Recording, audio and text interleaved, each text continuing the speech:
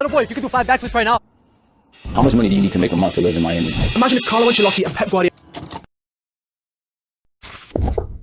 Alright, let's talk about something that affects us all. Money, social media, video games, our appearance, and a lot of other things. These things bring fun and they give us that quick pleasure and quick dopamine hits, and they seem harmless.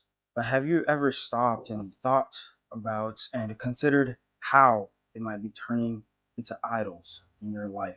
Now, when we hear idols, we tend to think about ancient objects that people bow down to. Some that come up to mind are like Baal or the golden calf. But idols aren't just, ancient objects that people bow down to.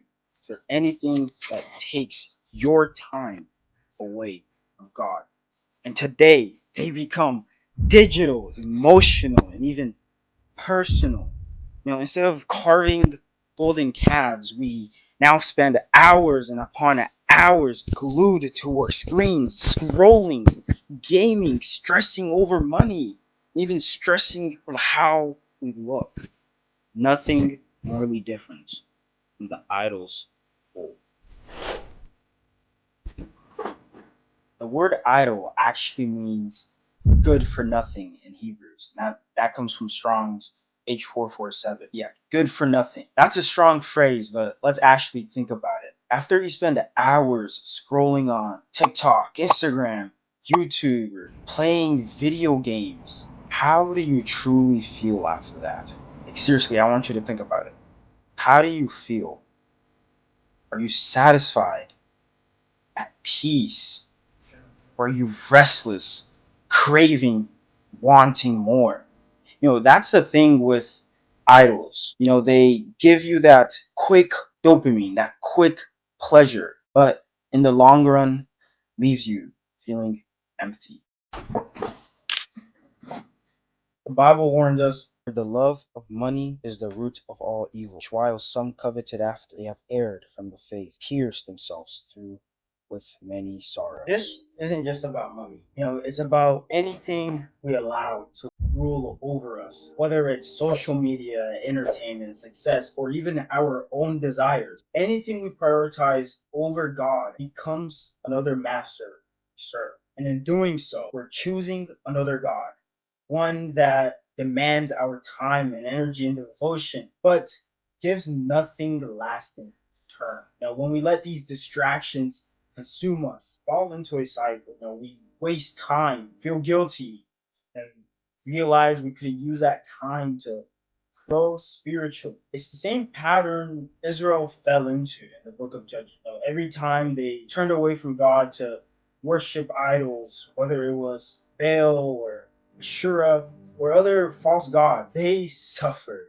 It brought them destruction, pain, and regret. Why we might not be bowing to statues when we let social media, wealth, entertainment, or even our own ambitions can control our lives, when we're essentially doing the same thing, placing another God for the one and only true God.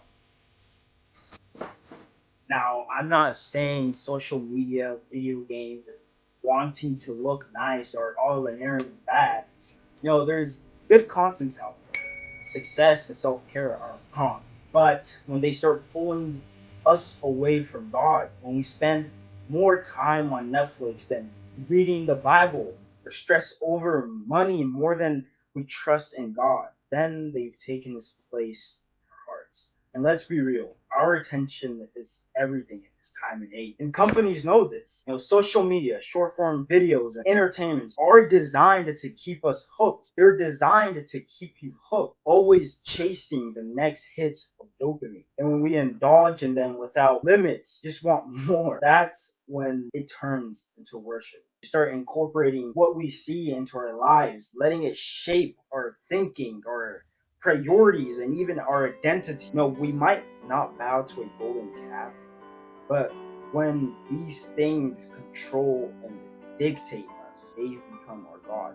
When they control and dictate life, your decisions, then they become your God.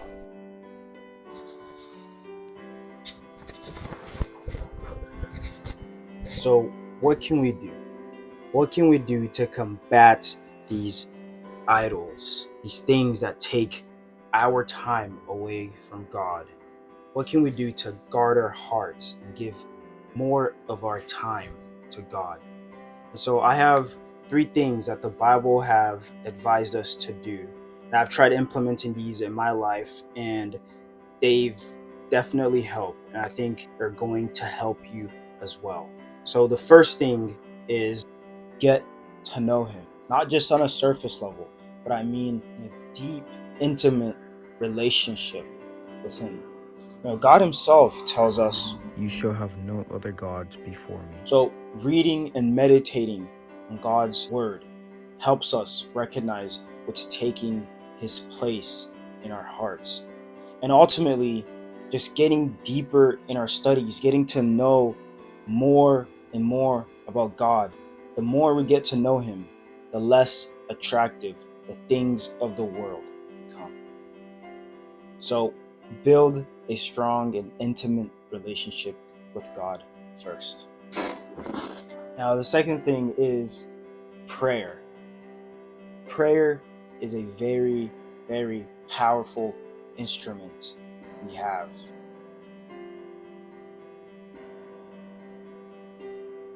Philippians 4, verse 6 tells us, "Be careful for nothing, but in everything by prayer and supplication, with thanksgiving, let your requests be known unto God." So yeah, prayer, praying that knowing that God is always there gives you that strength to resist temptation, because you're looking up to God to help you, to give you the power to resist the temptation and the idols of this world. Third and final thing is replacing them with godly habits.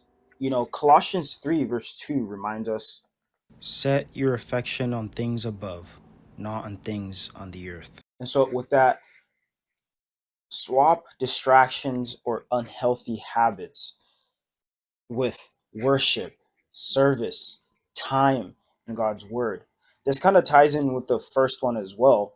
The more you set your minds on the things above, things of God, the less attractive the things of the earth become. And so start replacing these idols with God, with godly habits. And so with that, start small, stay consistent, and you will see God become the center of your life. Thank you.